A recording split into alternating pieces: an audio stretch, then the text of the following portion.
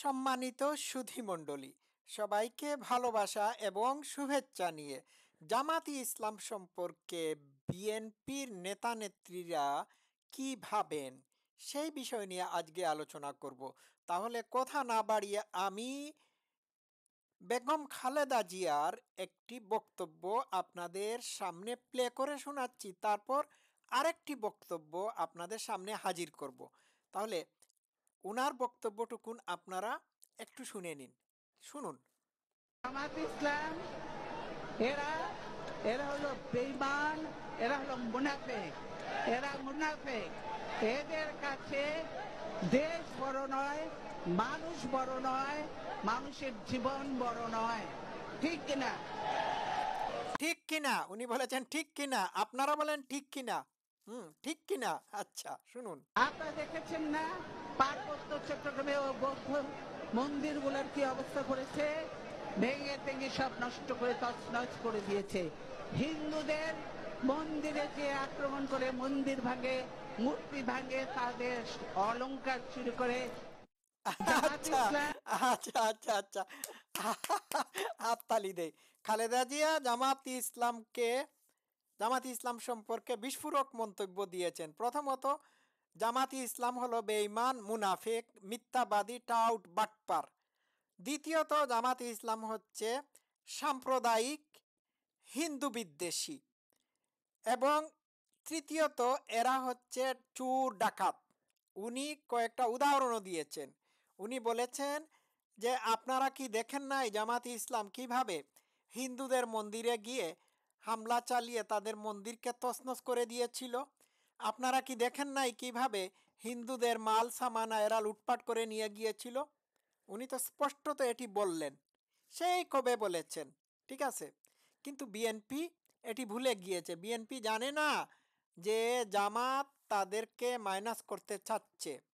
আমি গোপন সূত্রে খবর পেয়েছি বিএনপিকে জামাত মাইনাস করতে চাচ্ছে, গোপন সূত্রে খবর পেয়েছি। হ্যাঁ, সামহাও তারা জামাতকে চাঁদাবাজিতে লিপ্ত রেখে জামাতের ভাবমূর্তি মানুষের সামনে নষ্ট করে দেওয়ার চেষ্টা করতেছে। এবং এতে করে বিএনপির জনপ্রিয়তা কমে গেলে পরে, হ্যাঁ, জামাত সেই জায়গাটা দখল করে নেবে। এটাই হচ্ছে তাদের প্ল্যান। আচ্ছা, গেল এইটা। এখন আমি আরেকটি বক্তব্য আমি আপনাদের সামনে প্লে করে শোনাই। এটি হচ্ছে রিজভির বক্তব্য। উনিও বিএনপি করেন। উনার বক্তব্য, উনিও মুনাফিক বলেছেন বেগম জিয়ার মতো। শুনুন।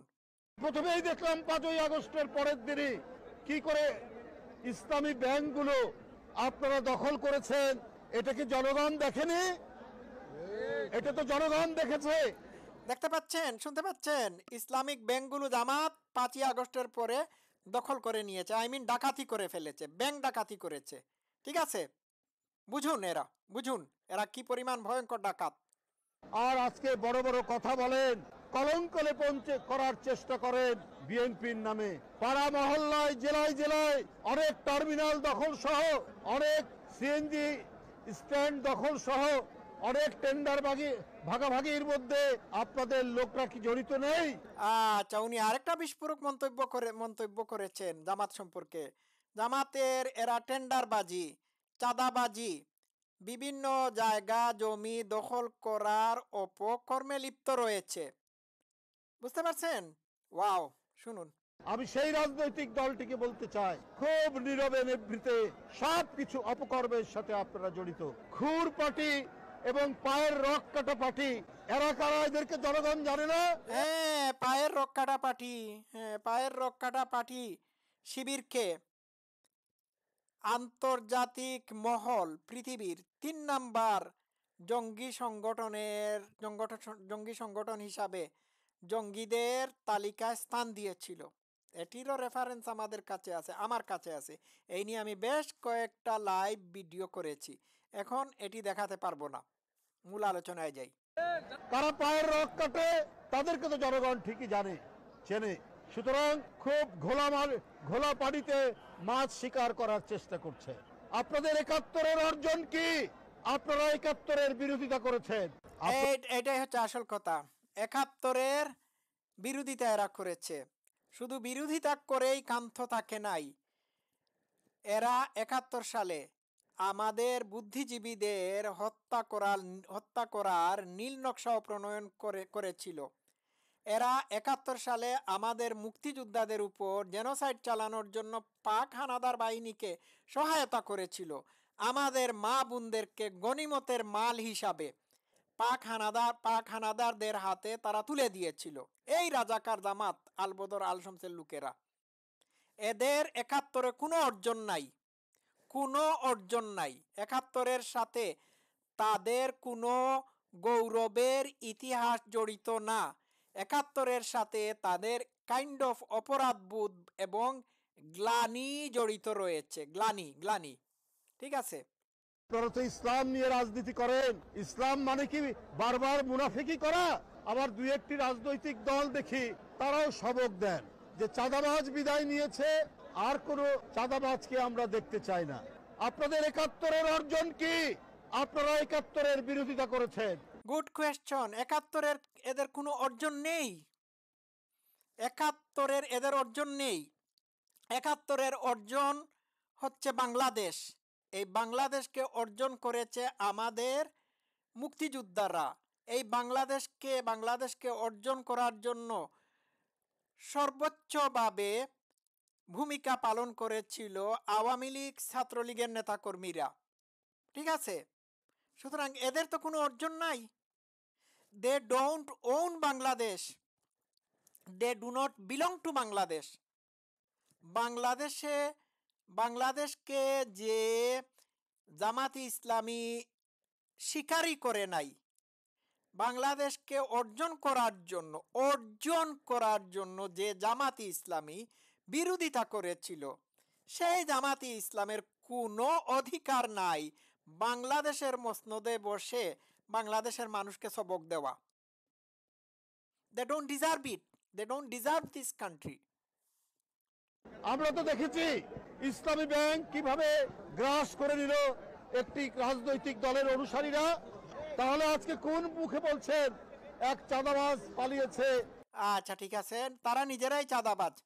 শুধুমাত্র ইসলামিক ব্যাংককে গ্রাস করেছে এমনটি না, এরা সারা বাংলাদেশকে গ্রাস করে ফেলেছে। আর আপনারা বিএনপির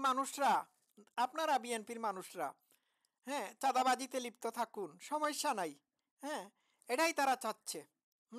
আপনারা চাঁদাবাজি, টেন্ডারবাজিতে যত বেশি লিপ্ত থাকবেন, তত বেশি আপনারা ইমেজ সংকটে পড়বেন। জনগণের পক্ষ থেকে আপনাদের সাপোর্ট চলে যাবে, আর এই সাপোর্ট চলে গেলে এটির স্থান তারা দখল করার চেষ্টা করবে। যার কারণে ইউনূস সরকার বিএনপির চাঁদাবাজি বন্ধ করার জন্য কোনো ব্যবস্থাই নিচ্ছে না। তারা চাচ্ছে আপনারা এটি করতে থাকুন, করলে পরে তাদের সুবিধা হবে, ঠিক আছে। এটাই তাদের উদ্দেশ্য। তো আমি আর কি বলবো, আপনি অবশ্য খুব চমৎকার প্রশ্ন করেছেন, ৭১-এ তাদের অর্জন কি? ৭১-এ তাদের অর্জন জিরো থাকলেও মেনে নেওয়া যেত যদি তারা ৭১ সালে আমাদের স্বাধীনতা যুদ্ধের মুক্তিযোদ্ধাদের উপর জেনোসাইড চালানোর জন্য পাক হানাদারকে সাহায্য না করত, ঠিক আছে। তো আজকে পুরা দেশটা জামাতের দখলে চলে গেছে। আজকে বাংলাদেশকে বাংলাদেশ মনে হয় না, আজ বাংলাদেশকে পূর্ব পাকিস্তান মনে হচ্ছে। এটি ভিন্ন বাংলাদেশ, আমাদের কাছে খুবই অপরিচিত বাংলাদেশ। এটিকে আর বাংলাদেশ বলা যায় না, এটি পূর্ব পাকিস্তান। এই যে জামাতের সাদা শকুন বড় বড় কথাবার্তা বলে, কিন্তু এই সাদা শকুনও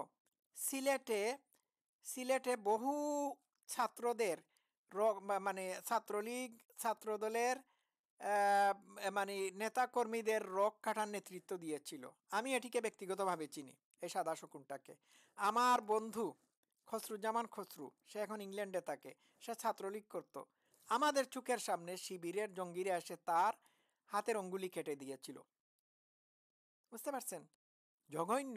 এবং এরা যে পায়ের রক কাটে এতে কোনো সন্দেহ নাই। আমি যখন চিটাগাং ইউনিভার্সিটিতে ছিলাম, 18 জনের লিস্ট ছিল তাদের কাছে, এর মধ্যে আমার নাম ছিল। এই 18 জনের লিস্টের মধ্যে আমি ছিলাম। এই 18 জনের পায়ের রক কাটার জন্য তারা প্ল্যান করেছিল। বুঝতে পারছেন? আমি নিজে সাক্ষী। আর কি বলবো? এই শকুনদের হাত থেকে দেশকে রক্ষা করুন। জয় বাংলা।